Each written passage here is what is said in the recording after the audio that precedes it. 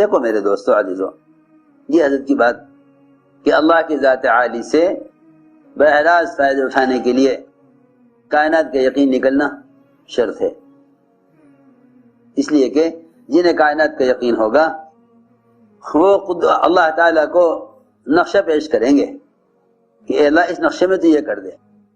اللہ کی قدرت نقشوں سے پاک ہے، نقشے قدرت سے بنے ہیں مگر نقشوں میں قدرت نہیں ہے، نقشے قدرت سے بنے ہیں مگر نقشوں میں قدرت نہیں ہے۔ اللہ رب العزت جو مدد اور نصرت نبی کی کرنے والے ہیں وہ نصرت اور مدد قیامت تک ایمان والوں کی کرنے والے ہیں، قیامت تک۔ انا لننصر رسلنا والذین آمنوا فی الحیات الدنیا ویوم یقوم الاشہاد، جتنے بھی غیبی نصرتوں کے واقعات ہیں اس زمانے میں مورخین نے ان واقعات کو صرف صحابہ کرام کا تعارف کرانے، صرف صحابہ کا تعارف کرانے کے اعتبار سے جمع کیا۔ جو ان واقعات کو ایک مرتبہ پڑھ لیتا ہے وہ دوبارہ نہیں پڑھتا، یوں سمجھتے ہیں کہ معلومات کے لیے اس زمانے کے واقعات یا برکت کے لیے سنا دیے جائیں، حالانکہ یہ بات نہیں ہے۔ صحابہ کرام کے ساتھ غیب مددوں کے واقعات قیامت تک مدد کے ضابطے بتانے کے لیے ہیں۔ اللہ کے ساتھ گمان کا تقاضا یہ ہے کہ جس چیز کے ساتھ اللہ کے وعدے ہیں اس کو مقدم کرو، کیونکہ اللہ تعالیٰ کی قدرت وعدوں کے ساتھ ہے اور وعدے حکموں کے ساتھ ہیں، تو پھر اسباب کو اعمال پر مقدم کرنے سے وعدے کیسے پورے ہو جائیں گے؟ اسباب کو اعمال پر مقدم کرنے سے وعدے کیسے پورے ہو جائیں گے؟ وعدے جب پورے ہوں گے جب اعمال کو اسباب پر مقدم کرو، اعمال کو اسباب پر مقدم کرو تو وعدے پورے ہوں گے۔ یہ ہے اللہ کی ذات عالی سے فائدے اٹھانے کا راستہ۔ جو لوگ محض سب کو ہی اصل سمجھتے ہیں وہ حکم کی پرواہ نہیں کرتے، جو بالکل حکم کو چھوڑے ہوئے ہیں اللہ انہیں بھی کامیاب کر دیتے ہیں، دیکھو تو صحیح، مسلمان غیروں کے اسباب کی شکل میں کامیاب ہونے سے دھوکہ کھاتا ہے، مسلمان غیروں کے اسباب کی شکلوں میں کامیاب ہونے سے دھوکہ کھاتا ہے۔ یہ دھوکہ بہت پرانا ہے، قارون کی مالیت سے اور اس کے اسباب سے ان لوگوں نے دھوکہ کھایا جن کے پاس علم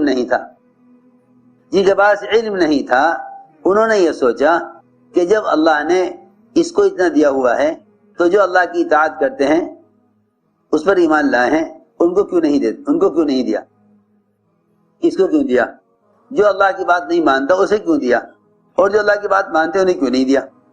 عجیب بات ہے، یہ الجھن بہت پرانی ہے۔ اللہ مجھے معاف فرمائے، اس زمانے کے مسلمان جو اعمال سے دور ہیں انہیں بھی یہ الجھن ہے کہ اللہ تعالی غیروں کو کیوں مسلط کیے ہوئے ہیں، اور سارا مال اور اسباب اور ہر چیز پر قبضہ غیروں کو کیوں ملا ہوا ہے۔ یہ یوں سمجھتے ہیں کہ پہلے کوشش کر کے ان سے ان کے اسباب چھینو، پھر ان اسباب کو کے ذریعے سے غیروں پر غلبہ حاصل کرو، غیروں جو غلبہ حاصل ہو جائے گا تو پھر اسلام کے احکام کو سہولت سے پورا کیا جائے گا۔ یہ اللہ مجھے معاف فرمائے، اس زمانے کے لوگوں کی یہ چاہت ہے کہ کوشش کر کے پہلے غیروں کے اسباب پر قبضہ کرو، پھر ان اختیارات سے غیروں کو مغلوب کر کے غالب آؤ، پھر اسلام کا کیا احکام جاری کرو۔ یہ اللہ تعالیٰ کا دستور اور ضابطہ نہیں ہے، اللہ تعالیٰ کا دستور یہ ہے کہ اللہ تعالیٰ اپنے نہ ماننے والوں کو دنیا میں دنیا دینے میں کمی نہیں کرتے، وَهُمْ فِيهَا لَا يُبْخَسُونَ، ذرہ برابر بھی کہیں دنیا والوں کے دنیا میں نقصان نظر نہ آئے گا، اللہ ان کو دنیا کھول کر دیں گے۔ عمر رضی اللہ تعالیٰ عنہ نے حضور اکرم صلی اللہ علیہ وسلم سے یہی عرض کیا کہ میں آپ کے گھر کا سامان دیکھ رہا، ایک طرف بغیر دباغت دی ہوئی کھال لٹکی ہوئی، ایک طرف کچھ جو پڑے ہوئے کونے میں، آپ کے بدن پر کے لیے بستر بھی پورا نہیں ہے، نیچے کا موٹا ٹاٹ جس نے آپ کے بدن پر نشان ڈالے ہوئے، اور یہ قیصر و کسریٰ اللہ کے دشمن، اللہ کے رسول کے دشمن، یہ ایسی باغات و نہروں میں اور عمدہ ریشم کے بستروں میں آپ لیٹے ہوئے تھے، اٹھ کر بیٹھ گئے. آپ نے فرمایا اے خطاب کے بیٹے تو ابھی تک اس دھوکے میں ہے، ابھی تک اس دھوکے میں ہے. اولئک عجلت لہم طیباتہم، ان کو تو آخرت دنیا میں دے دی گئی ہے، ان کو آخرت دنیا میں دے دی گئی. تو میں عرض کر رہا تھا جن کے پاس علم نہیں تھا انہوں نے تو قارون کے ملک و مال کو دیکھ کر یہ تمنا کی کہ کاش ہمارے پاس بھی یہ ہوتا جن کے پاس ہے. جب انجام دیکھا، دیکھو یاد رکھو، انجام کہتے ہیں، انجام کا جاننا کہتے ہیں معرفت کا جاننا. یہ بات معرفت نہیں ہے، وہ انجام سے واقف نہیں ہے. اس لیے فرمایا علم معرفت کا نام ہے، جاننے کا نام علم نہیں ہے. وہ قول حضرت کے جاننے کو تو غیر مسلم بھی جان سکتا ہے. معرفت کہتے ہیں انجام سے باخبر ہونا. جو انجام سے باخبر نہیں ان کو پاس معرفت نہیں، جو انجام سے باخبر نہیں ان کے پاس معرفت نہیں ہے. معرفت ان کے پاس ہے جو انجام سے باخبر ہیں. جو کمزور ایمان والے تھے انہوں نے تو تمنا کی یا لیت لنا مثل ما اوتی قارون، اگر یہ بالکل ہی کفر والے ہوتے تو یہ اس کے دھسنے پر بھی عبرت حاصل نہ کرتے. اس لیے کہ اصولی بات ہے یہ کہ عبرت صرف مومن لیتا ہے، کافر عبرت نہیں لیتا، کافر عبرت نہیں لیتا.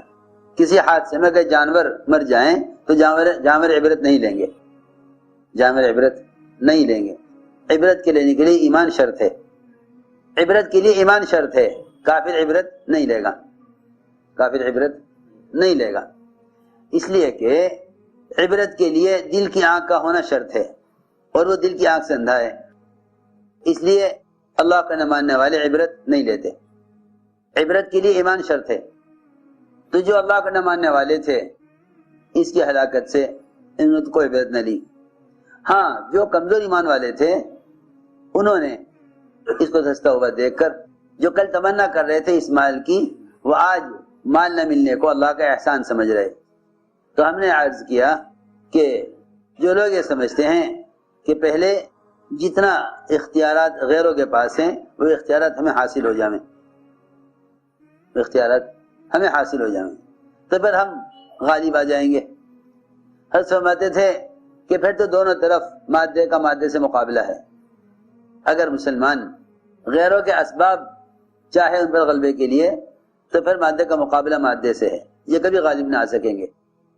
اس لیے کہ مسلمان کی عزت اور اس کے غلبے کا کے لیے جو اصل شرط ہے وہ دین ہے، وہ دین ہے.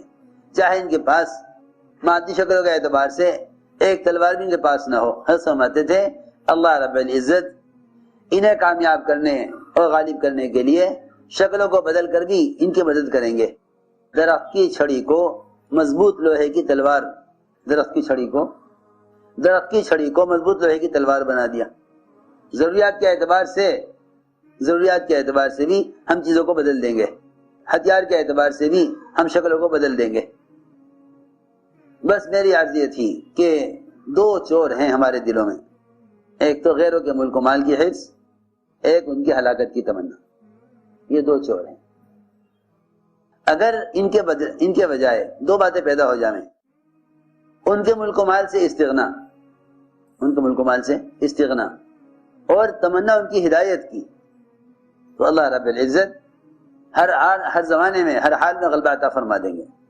اللہ ہر حال میں غلبہ عطا فرما دیں گے اگر یہ دو باتیں پیدا ہو جائیں، ان کی ہدایت کی تمنا ہو اور ان کے ملک مال کی حفظ بالکل نہ ہو. یہ دو چیزیں امت میں سے ختم ہو گئیں،